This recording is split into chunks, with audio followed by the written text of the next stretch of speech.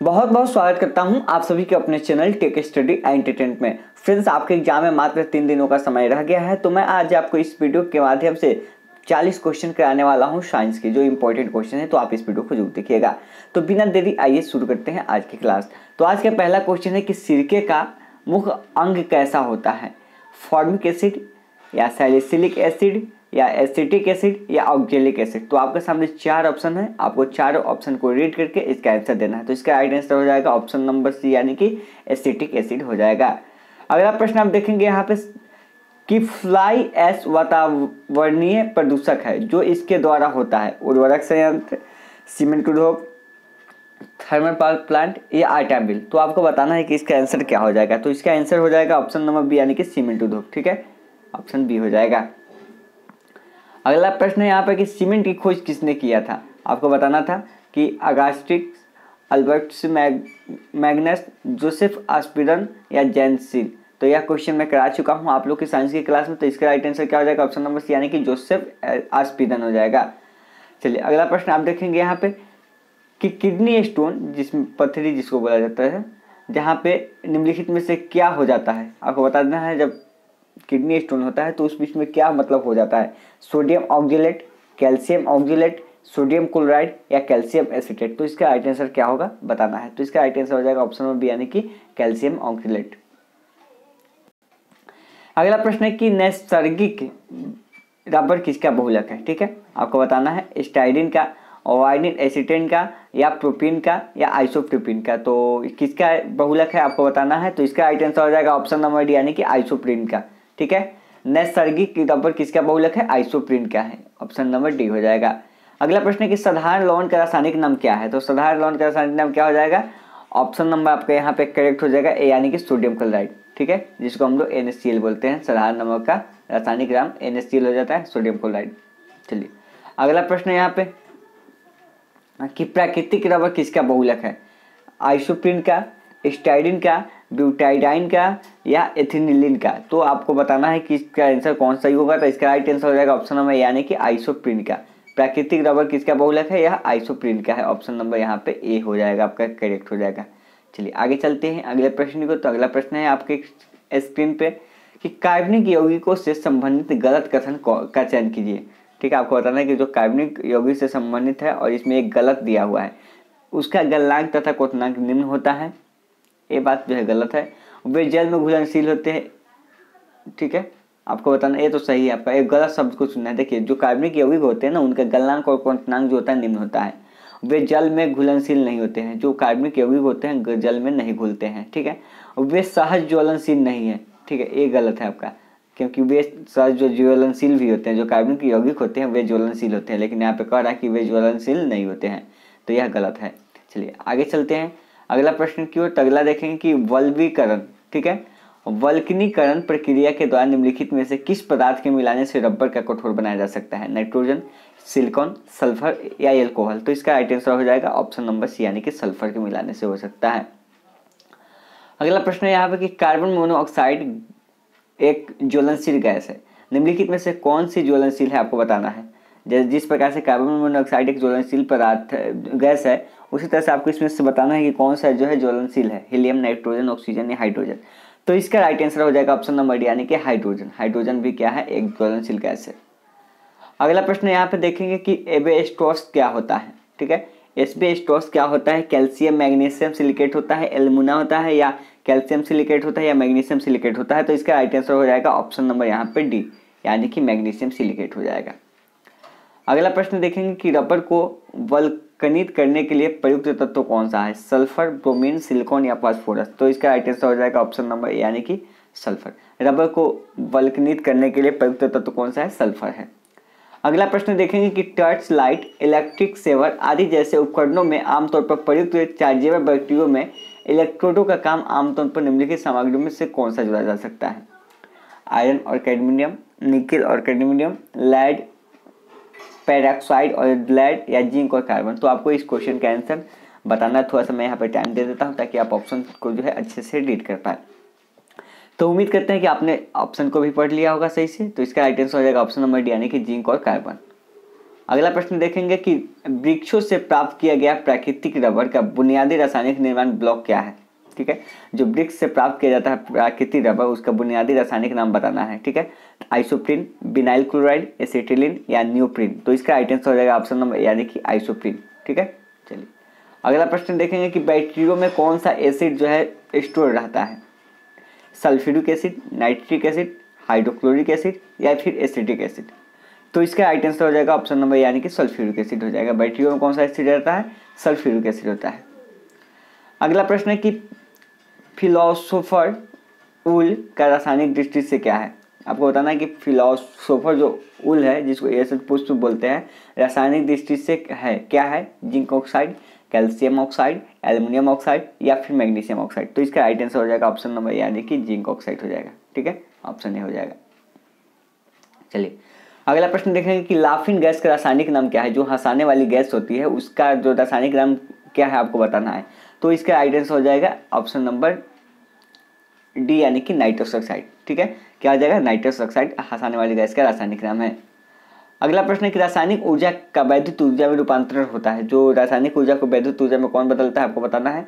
Dynamo, वैद्युत तापक में या बैटरी, परमाणु बम में। यानी आपको बताना है कि जो रासायनिक ऊर्जा का यहाँ पे वैद्युत ऊर्जा में रूपांतरण होता है वह किसके द्वारा होता है। तो वह जो होता है बैटरी पे होता है। बैटरी में क्या होता है, रासायनिक ऊर्जा का रूपांतरण जो है वैद्युत ऊर्जा में होता है। अगला प्रश्न देखेंगे कि पीड़कनाशी के रूप में डीडीटी के प्रयोग की हानि है। ठीक है, तो आपको बताना है, आपके सामने 4 ऑप्शन है, इसी के अकॉर्डिंग आपको इसका आंसर करना है। कुछ समय के बाद अप्रभावी हो जाता है, प्रकृति में सरलता से निम्नीकरण नहीं होता है, या दूसरों में कम प्रभावी होता है, या इससे अधिक लागत होता है। तो इसका राइट आंसर क्या हो जाएगा, ऑप्शन नंबर बी हो जाएगा यानी कि प्रकृति में सरलता से निम्नीकरण नहीं होता है। अगला प्रश्न देखेंगे कि रिचार्जेबल सेल में सेल के भीतर किस प्रकार की ऊर्जा भंडारित होते हैं। जो रिचार्जेबल सेल होती है उसके भीतर जो है किस प्रकार की ऊर्जा यहाँ पे भंडारित होती है आपको बताना है। तो इसका राइट आंसर हो जाएगा ऑप्शन नंबर सी यानी कि रासायनिक ऊर्जा होती है। ठीक है, चलिए अगला प्रश्न देखेंगे यहाँ पे कि एप्सम लवण का प्रयोग कहाँ होता है। तो देखिए एप्सम लवण का जो प्रयोग होता है वो कहाँ होता है, वह रोचक में होता है, सॉरी रेचक में होता है। कहाँ होता है, रेचक में होता है। ऑप्शन नंबर ए हो जाएगा। अगला प्रश्न देखेंगे कि निम्नलिखित में से सबसे प्रबल अम्ल कौन सा है। एसिटिक अम्ल, मोनोक्लोरो एसिटिक अम्ल या डाइक्लोरो एसिटिक अम्ल या ट्राइक्लोरो एसिटिक अम्ल। तो इसका राइट आंसर हो जाएगा ऑप्शन नंबर डी यानी कि ट्राइक्लोरो एसिटिक अम्ल। चलिए अगला प्रश्न आप देखेंगे यहाँ पे कि अम्लीय वर्षा में प्रायः क्या अधिक मात्रा में होता है। जब अम्लीय वर्षा होती है उसमें अधिक मात्रा में क्या होता है। तो इसका राइट आंसर हो जाएगा ऑप्शन नंबर डी यानी कि सल्फ्यूरिक एसिड होता है। क्या होता है, सल्फ्यूरिक एसिड होता है। अगला प्रश्न देखेंगे कि शर्करा या मंडी में किण्वन से प्राप्त होता है। आपके सामने 4 ऑप्शन में मैं यहाँ आपको 5 सेकंड का टाइम देता हूँ ताकि आप इस ऑप्शन को पढ़ लें। तो उम्मीद करते हैं कि आपने इस ऑप्शन को पढ़ लिया होगा। तो मैं इसका राइट आंसर कर देता हूँ। इसका राइट आंसर हो जाएगा ऑप्शन नंबर यानी कि एथेनॉल हो जाएगा। अगला प्रश्न आप देखेंगे कि कौन सी अक्रिय गैस यौगिक बना सकती है। हीलियम, जीनोन, क्रिप्टॉन या फिर आर्गन। तो इसका राइट आंसर हो जाएगा ऑप्शन नंबर बी यानी कि जीनोन जो है एक अक्रिय गैस है, यह जो है यौगिक बना सकती है। अगला कि फोटोग्राफी प्लेटों में सिल्वर हेडलाइट का प्रयोग किया जाता है, क्यों आपको बताना है। वायु में ऑक्सीकृत होती है, या हाइपो सॉल्यूशन में विलय होती है, या प्रकाश से रूपांतरित हो जाती है, या बिल्कुल रंग विहीन हो जाती है। तो इसका राइट आंसर हो जाएगा ऑप्शन नंबर बी यानी कि हाइपो सॉल्यूशन में विलय होती है। अगला कि शुगर से एल्कोहल में रूपांतरण की प्रक्रिया को क्या कहा जाता है। किण्वन, श्वसन, प्रकाश संश्लेषण या फिर उत्सर्जन। तो इसका राइट आंसर क्या हो जाएगा ऑप्शन नंबर बी यानी कि किण्वन। शुगर से एल्कोहल में रूपांतरण की प्रक्रिया क्या कहलाती है, किण्वन कहलाती है।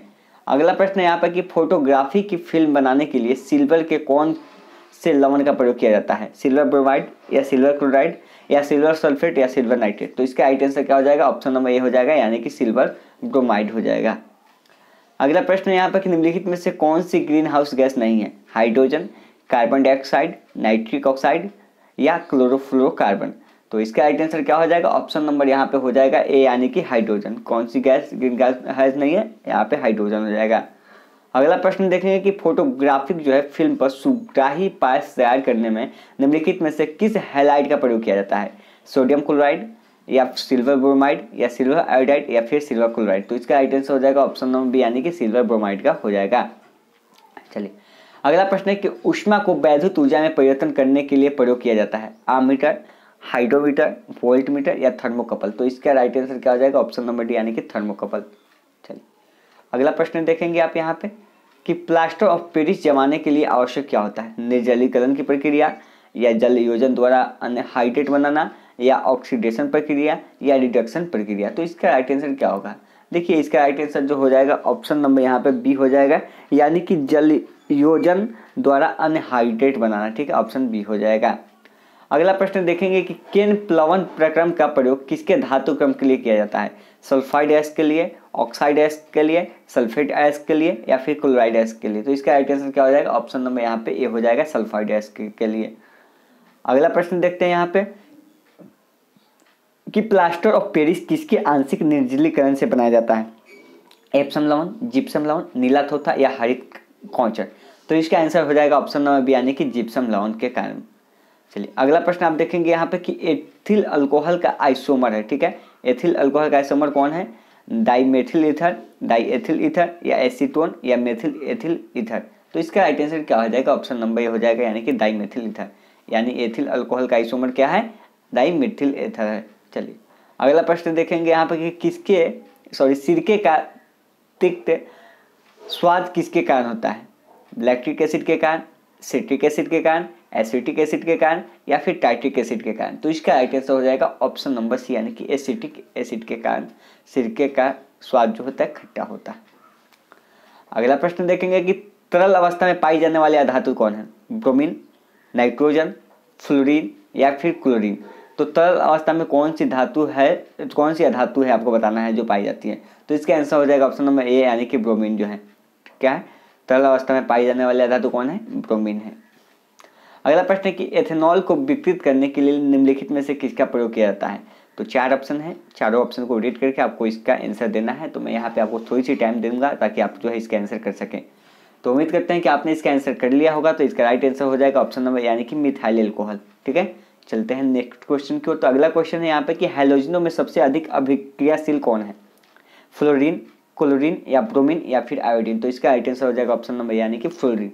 हाइड्रोजन में सबसे अधिक अभिक्रियाशील जो है कौन है, फ्लोरीन है। अगला प्रश्न है आज का लास्ट प्रश्न है कि कांच क्या है, बहुलक मिश्रण है, जेल है, अतिशीतित तरल है या सूक्ष्म क्रिस्टलीय ठोस है। तो आपको इसका राइट आंसर बताना है। तो इसका राइट आंसर हो जाएगा ऑप्शन नंबर सी यानी कि अतिशीतित तरल है। ठीक है फ्रेंड्स, तो 40 क्वेश्चन मैंने कराया जो कि इंपॉर्टेंट क्वेश्चन था। अब मैं यहाँ पे एक सीरीज लेके आ रहा हूँ, ठीक है, जहाँ पे मैं आपको 200 क्वेश्चन जो पर वीडियो में कराऊंगा, क्योंकि आपके एग्जाम में टाइम नहीं है, 3 दिन का समय बचा हुआ है।